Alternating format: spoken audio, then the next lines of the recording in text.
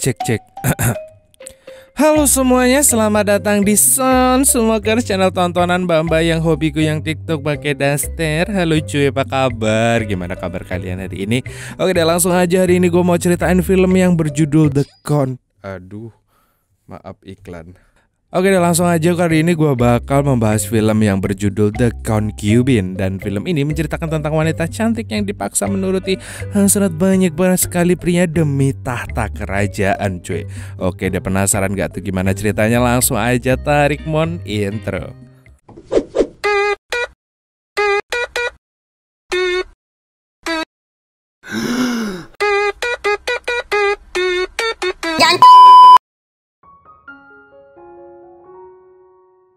Di awal film kita akan melihat Pangeran Sunwon yang jatuh cinta pada pandangan pertama kepada Hwayeon, anak dari bangsawan kaya raya yang sedang bekerja di istana.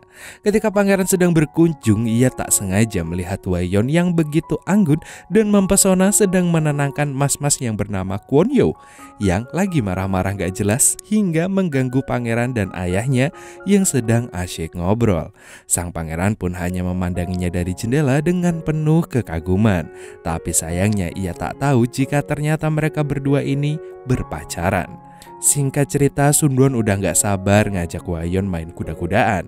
Tapi sayangnya ibunya yang kita sebut saja Ibu Ratu tidak setuju dan katanya Hwayeon tak cukup baik untuk Sunwon yang sudah dipersiapkan menjadi penerus tahta kerajaan. Bahkan untuk mencegah itu, Ibu Ratu hendak menjadikan Hwayeon sebagai istri kedua raja saat ini, yaitu saudara tiri Pangeran Sunwon.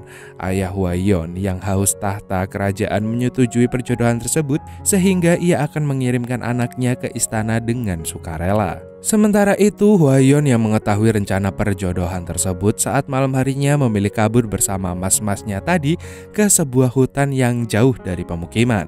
Mereka lalu menginap di gubuk tua remang-remang. Karena suasana sangat-sangat mendukung, mereka pun jadi ingin belajar bersama dan akhirnya mereka pun melakukan kegiatan perbengkelan dengan mode old school.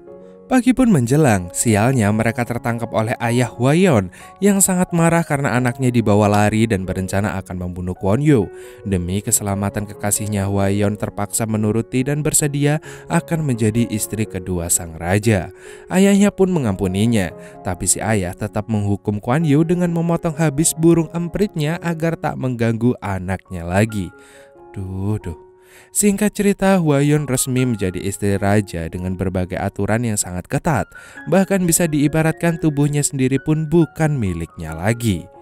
1 tahun telah berlalu dan kini Hwayeon telah dikaruniai 1 orang anak. Namun di saat yang sedang berbahagia itu, tiba-tiba sang raja jatuh sakit dan meninggoy secara tidak wajar. Hwayeon dan pegawai-pegawai kerajaan lainnya yakin ada yang gak beres dengan meninggoynya sang raja. Mau gak mau, akhirnya Pangeran Sunwon diangkat menjadi raja baru sebagai penerus tahta kerajaan. Hwayeon pun curiga tentang kematian suaminya yang ada campur tangan dari Ibu Ratu. Beberapa anggota kerajaan pun dengan sigap menyelidiki kematian sang raja. Tapi anehnya mereka justru disingkirkan oleh Ibu Ratu dan dinyatakan sebagai pemberontak yang akan dihukum mati, termasuk ayah Hwayeon. Saat Hwayeon hendak menjenguk ayahnya, hal yang mengejutkan terjadi. Tiba-tiba Kwon-yo yang empritnya udah dipenggal diangkat menjadi kasim kerajaan, yaitu pembantu raja yang sudah dikebiri.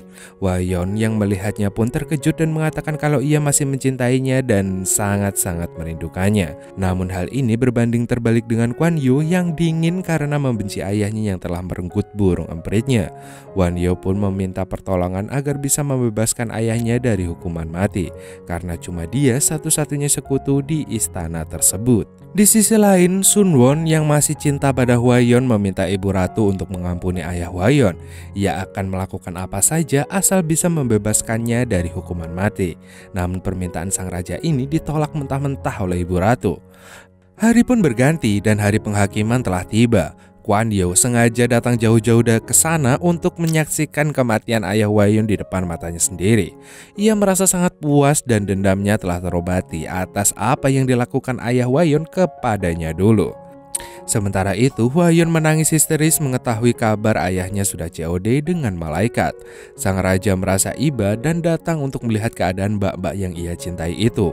Dan sang raja merasa sangat bersalah dan menyesal tidak bisa berbuat apa-apa. Beberapa hari telah berlalu, raja mengunjungi Hwayeon untuk melihat keadaannya yang sedang sakit. Hwayeon terus berusaha menghindari raja karena ia kecewa raja tidak bisa menolong ayahnya. Dan sang raja mendengar itu pun gak terima dan mencoba menjelaskan semuanya. Sementara itu, ibu ratu sedang berdiskusi dengan para bawahannya. Ia membicarakan tentang cara agar gelar permaisuri dicabut dari Hwayeon. Setelah mempertimbangkan banyak hal, mereka pun berencana membuat seolah-olah terjadi kecelakaan pada Hwayeon, dengan kata lain akan menghabisinya. 1 minggu kemudian terungkap kalau Kwon-yoo ini adalah si Kasim baru yang pernah menjalin asmara dengan Hwayeon. Dan sang raja mengetahui hal itu dan bertanya apa tujuannya datang ke istana. Dengan tenang Kwon-yoo menjawab bahwa dia datang ke istana untuk bekerja dan mengabdi. Setelah itu, sang raja yang agak teler gara-gara ciunya Mas Pono lalu merayu Hwayeon agar mau belajar bersamanya. Hwayeon pun lalu memanfaatkan situasi itu untuk memuluskan misi pribadinya menyingkirkan ibu ratu.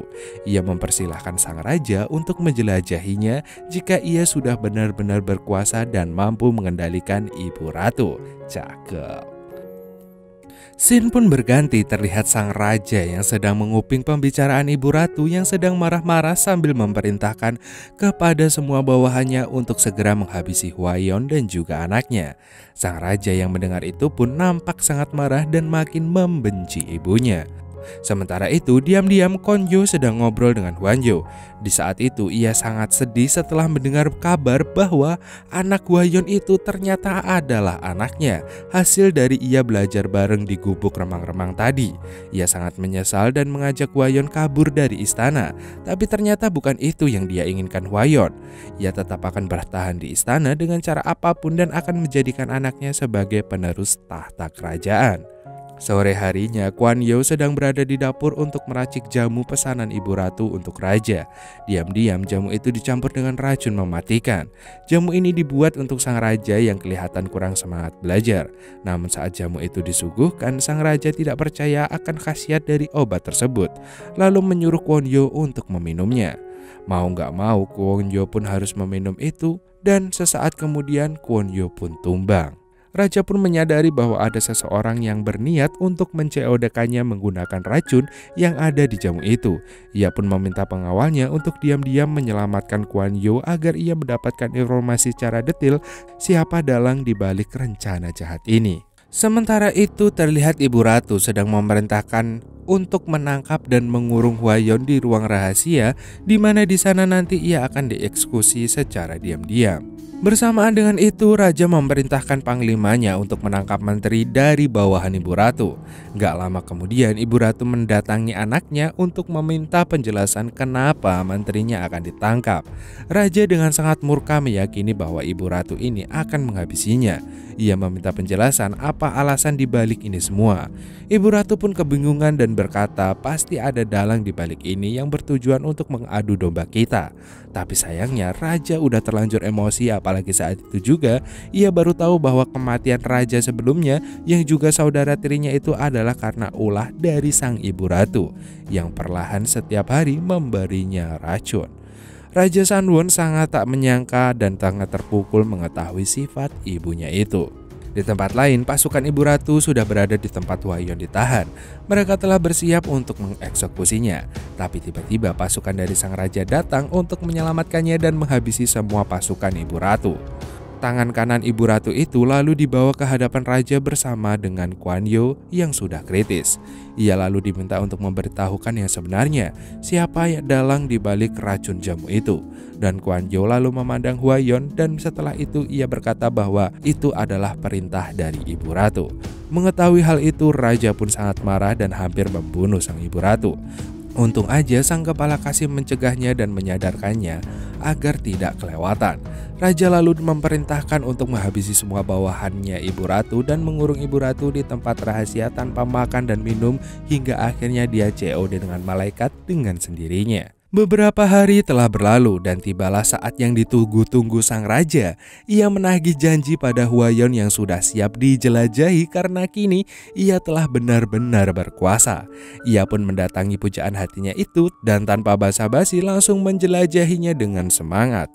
Mereka berdua benar-benar merasakan kenikmatan yang luar biasa.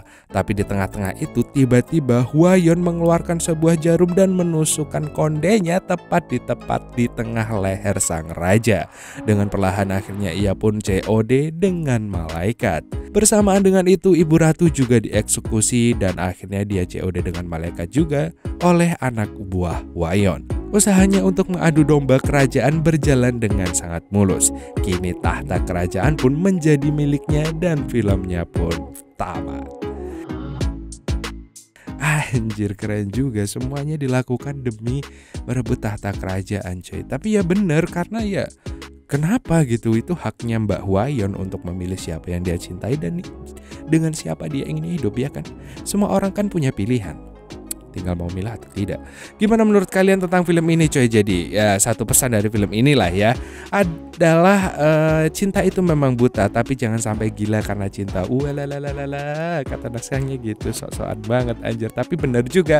Ya udah deh, terima kasih buat kalian yang udah nonton video ini sampai akhir. Terima kasih, gue lupa mau ngomong apa. Ya udah deh, pokoknya Emon undur-undur. See you next time dan dadah.